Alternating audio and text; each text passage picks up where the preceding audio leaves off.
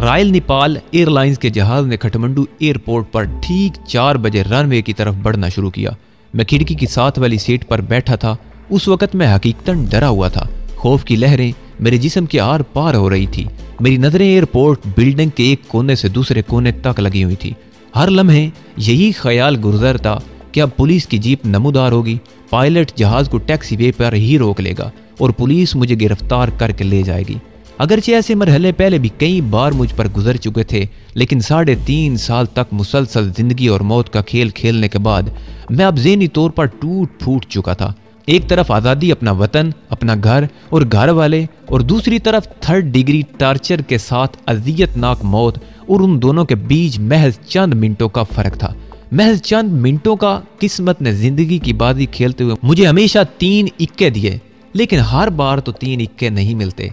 अब तो ये आखिरी दाव था। अगर बाजी उलट पड़ गई तो खौफ की लहर ने मुझे एक झटका दिया। मैंने आंखें बंद कर ली और सब कुछ उस कादर मुतलिक पर छोड़ दिया जिसकी ताकत और कुदरत की कोई हद नहीं। इंसान इसके सिवा कर भी क्या सकता है। इंसानी जदोजहद की एक हद होती है और उसके बाद वो रब्बे जुल जलाल वल इकराम की रजा का मोहताज और तलबगार होता है। मुझ पर एक गनूदगी सी छा गई थी। अचानक एयर होस्टेस की सुरीली आवाज मुझे गनूदगी से बाहर ले आई। सेफ्टी बेल्ट्स खोलने की इजाजत मिल गई। जहाज हिमालय की बर्फ पोस्ट चोटियों को नीचे छोड़ता हुआ बुलंद हो रहा था। माउंट एवरेस्ट दाईं तरफ साफ दिखाई दे रही थी। जहाज के अक्सर मुसाफिर ये चोटी देखने के लिए जहाज की इस जानब की खिड़कियों की तरफ आ चुके थे, लेकिन मेरा जहन माजी की तरफ जा रहा था। 3.5 साल यानी 1158 दिन, और 1158 दिनों में बीते हुए अनगिनत वाकयात एक तेज रफ्तार फिल्म की तरह मेरे ज़हन के पर्दे से गुजर गए। जल्द ही पहाड़ खत्म हो गए। एयर होस्टेस ने बताया कि अब हम बांग्लादेश पर से गुजर रहे हैं और दरियाए करनाफली का डेल्टा हमारे नीचे है। डेल्टा दर्जनों पार्टों में तकसीम मीलों तक फैला हुआ था और शाम के ढलते हुए सूरज की तुरछी शुआओं ने दरिया करनाफली की दर्जनों शाखों में एक आग सी लगा रखी थी। शायद ऐसी ही किसी मंदिर की वजह से शेख मुजीबुर रहमान को मशरकी पाकिस्तान अलहदा करके बांग्लादेश बनाने के लिए हमार देश, तुम्हार देश, सुनार देश कहना पड़ा। लेकिन ये तो महज अक्स था, फरेब नजर था जिसे सच समझकर दुनिया की सबसे बड़ी इस्लामी ममलिकत को 2 लख्त कर दिया गया। इस वक्त बांग्लादेश बने कई साल बीत चुके थे, लेकिन मशरकी पाकिस्तान के लिए लफ्ज बांग्लादेश मेरे दिमाग में कहीं फिट नहीं होता था। और आज भी यही हाल है। चाहे कितनों को बुरा लगे, मैं इस खित्ता ज़मीन को साबिक मशरकी पाकिस्तान ही कहता हूँ। जैसे दूरी और जुदाई से खून के रिश्ते नहीं टूटते, वैसे ही इस खित्ता ज़मीन को साबिक मशरकी पाकिस्तान कहने से अपनायत का एक अनदेखा रिश्ता महसूस होता है। अपना था फिर साबिक हो गया। रिश्ता कायम रहे तो साबिक फिर अपना हो सकता है इंशाअल्लाह। बैंकॉक तक का सफर 6 घंटे का था। जहन ने मादी में छलांग लगाई और जहां आन के रुका वो 16 दिसंबर 1971 का मनहूस दिन था। मैं तरबेला डैम बनाने वाली कंपनी TJV तरबेला ज्वाइंट मैं असिस्टेंट पब्लिक रिलेशंस ऑफिसर था। माकूल तनख्वाह थी, कंपनी ने बहुत सी सहूलतें दे रखी थी और जिंदगी निहायत सुकून से गुजर रही थी। भारत से हमारी जंग जारी थी। ज़राए अबलाग कामयाबी के बड़े बड़े दावे कर रहे थे। कभी चीनी इमदाद और कभी छठे अमरीकी बहरी बेड़े की अनकरीब आमद के मुद्दे सुनाए जा रहे थे। UNO में हजारों साल तक जंग जारी रखने के दावे किए जा रहे थे। जंग बंद करने के लिए पोलैंड की करारदाद, जिसे आलमी ताकतों की हमायत हासिल थी, हमारे वफ्द के सरबराह ने फाड़ दी थी। यह महसूस कराया जा रहा था कि चंद दिनों में भारत घुटने टेक देगा और जंग बंदी के इवज मकबूजा कश्मीर तश्तरी में रख कर हमें पेश कर देगा। जनरल न्याजी इन दिनों मशरकी कमान के सरबराह थे। उनके इस दावे की बड़ी तशहीर की गई। भारतीय अफवाज को वापस इनकी सरहदों में धकेल दिया गया। भारतीय टैंक मेरी लाश पर ही से गुजरकर ढाका में दाखिल हो सकते हैं। उन खुशकुन दावों से बहलाए गए दिल पर BBC की ये खबर बिजली बनकर गिरी कि 16 दिसंबर 1971 को पाकिस्तानी अफवाज हथियार डालने का मुआहदा कर चुकी हैं और जनरल न्याजी ने इस रस्म की अदायगी के लिए अपने पुराने साथी भारतीय जनरल अरोड़ा को दावत दी है। यकीन जानिए कि पहले तो इस खबर को सच मानने पर दिल टिका ही नहीं कि मुसलमान हिंदुओं के आगे हथियार डाल देंगे।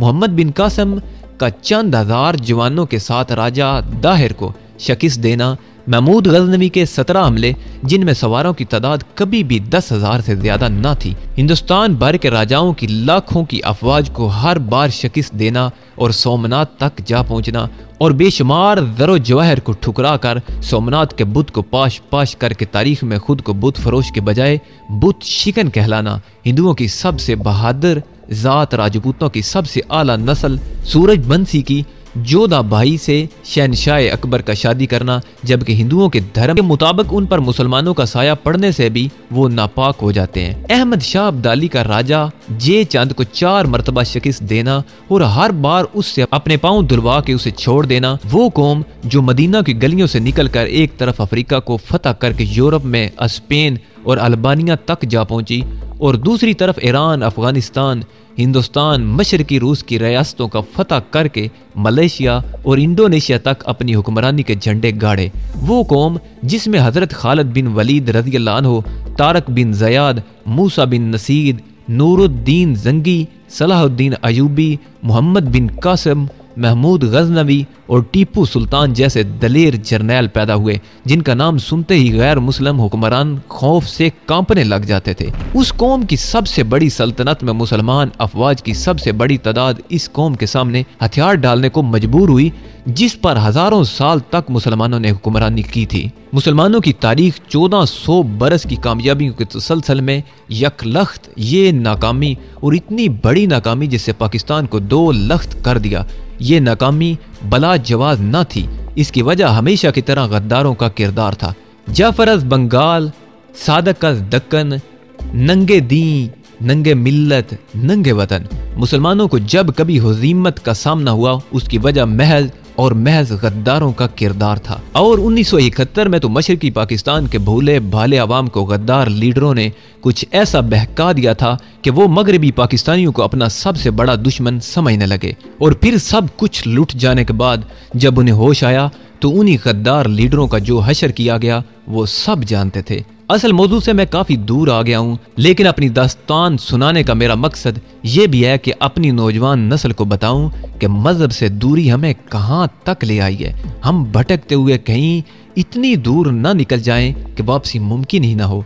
आपस में दस्तो गरीबा होने के बजाय हमें इन तागूती ताकतों की गिरफ्त से न सिर्फ निकलना है बल्कि इन्हें नीस्तो नाबूद भी करना है, और इसी में हमारी बका है। गैर मुस्लिम कुव्वतें अपने हर हरबे से हमें इस्लाम से दूर ले जा रही हैं। जिस तरह स्पेन जहान मुसलमानों ने 800 बरस हुक्मरानी की, वहां आज एक भी स्पेनी मुसलमान नहीं है। इसी तरह गैर मुस्लिम कुव्वतें चाहती हैं कि दुनिया भर से मुसलमानों का नामो निशान मिट जाए, या फिर वो सिर्फ नाम के ही मुसलमान रह जाएं। नाम के भी कहां, वकार से विकी, जमील से जिमी, अकील से इक्की बन जाएं। सिर्फ एक वाक़या की मुख्तसर सी तशरीह के बाद असल मौजू पर आ रहा हूँ। खाना काबा में बैसे रसूल सल्लल्लाहु अलैहि वसल्लम के वक्त सैकड़ों बुत रखे हुए थे, जिनमें 2 बड़े बुत लात और मनात थे। ये दूसरे बुतों के सरदार समझे जाते थे। बुत परस्ती हिंद से निकलकर हिजाज और मक्का तक जा पहुंची थी। 100 के अदद को फारसी में सद, अरबी में मेत और अंग्रेजी में 100 कहते हैं। 100 संस्कृत जबान का लफ्ज है। एक मनात नामी बुत खाना काबा में था, उससे 100 गुना ताकतवर हिंदुओं के मुताबिक। सोमनाथ का बुत मंदिर के एक खास कमरे में हवा में मुअल्लक था, और इस कमरे का फर्श छत और दीवारें मकनातीसी लोहे की बनी हुई थी। और सोमनाथ के बुत को इसी तरह मुअल्लक किया गया था कि छत और फर्श की मकनातीसी कशिश से वो हवा में बगैर किसी सहारे के नजर आए।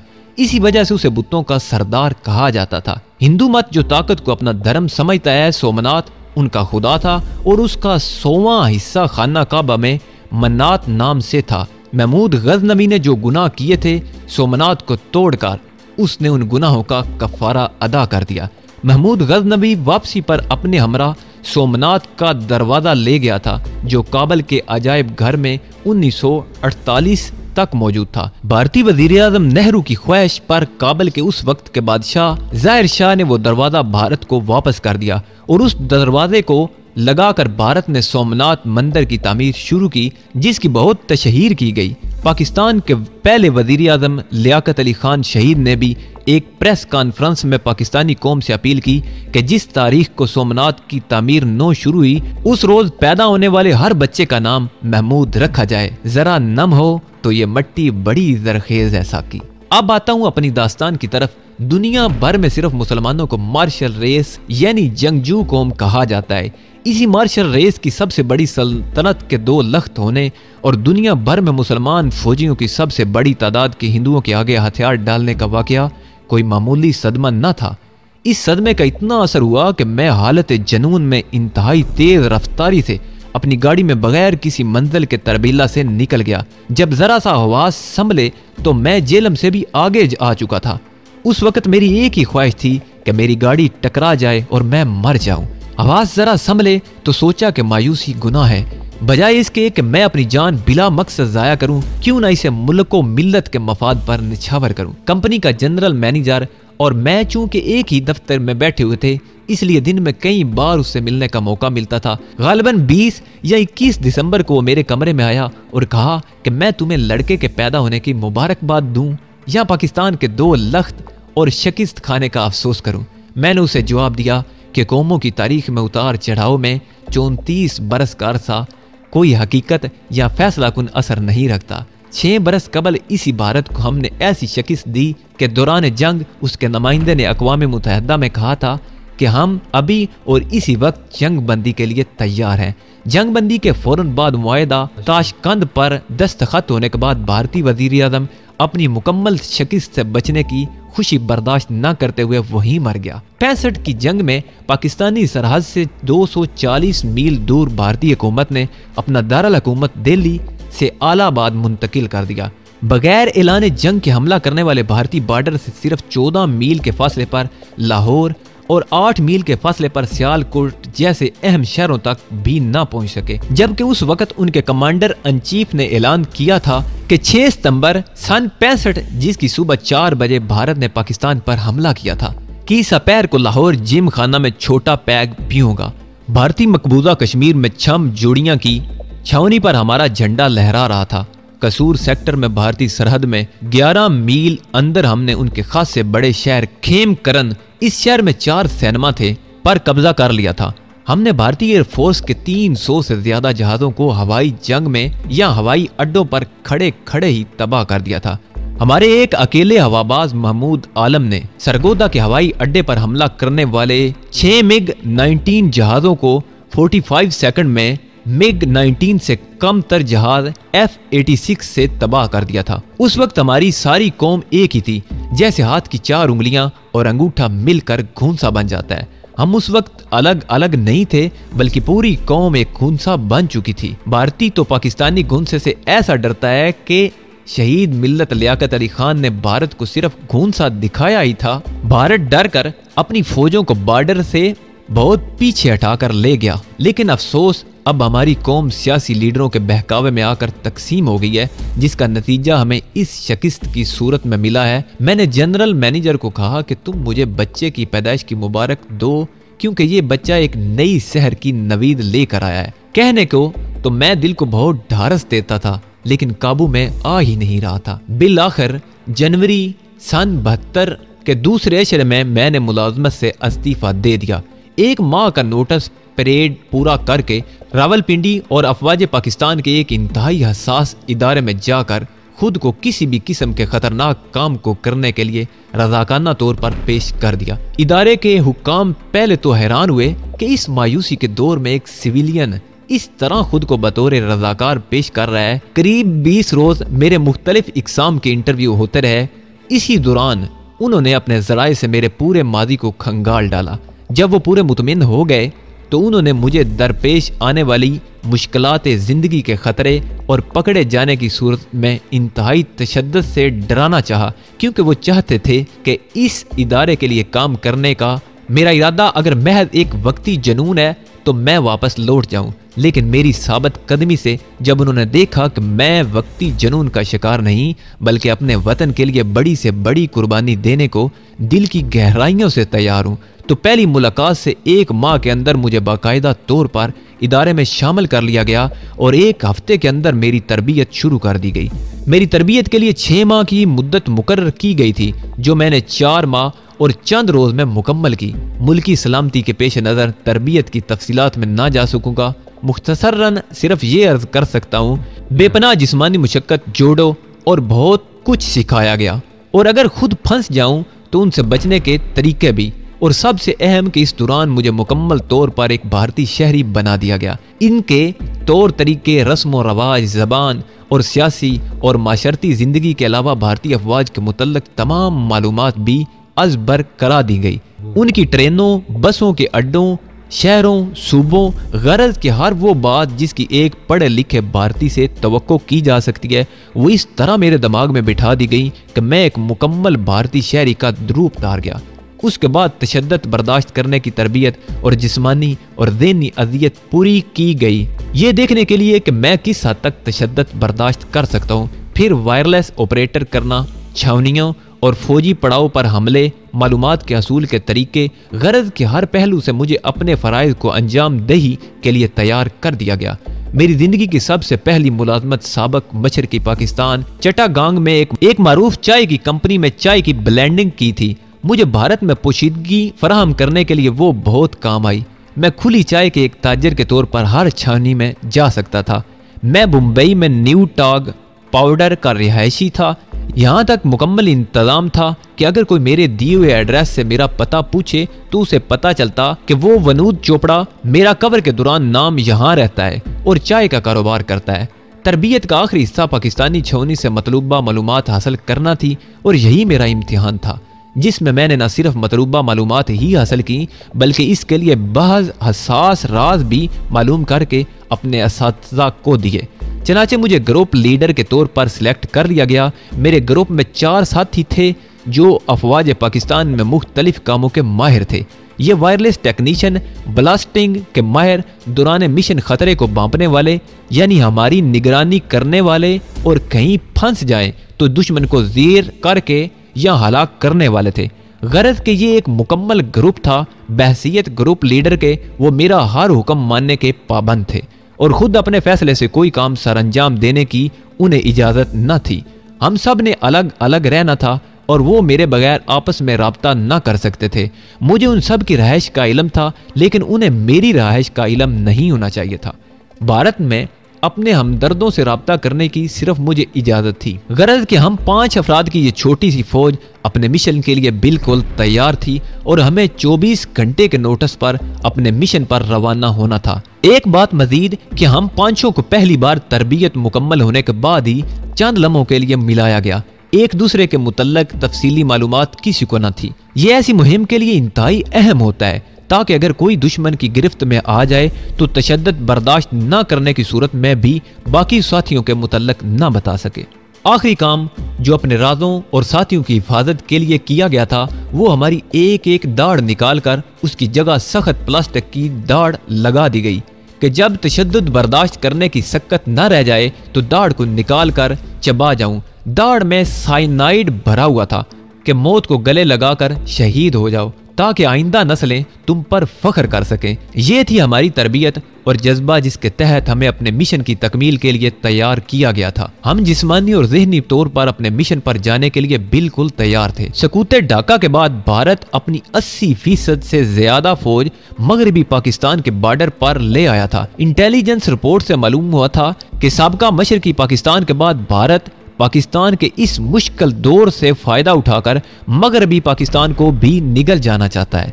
भारत को अपनी अफवाज से ज्यादा इस वक्त के रूस से किए गए दिफाई मुआहदे पर बहुत गरूर और भरोसा था जिसके तहत भारत पर हमला रूस पर हमला समझा जाना था। पाकिस्तानी अफवाज ने दौरान जंग उसी भारत और रूस के माबैन उसी मुआहदे की वजह से महज दिफाई जंग लड़ी और भारत को उसी वजह से भरपूर मौका मिल गया कि वो मगरबी पाकिस्तान के दिफाई लिहाज से कमजोर मकामात पर भरपूर हमला करके पाकिस्तानी हदूद में दाखिल हो जाए।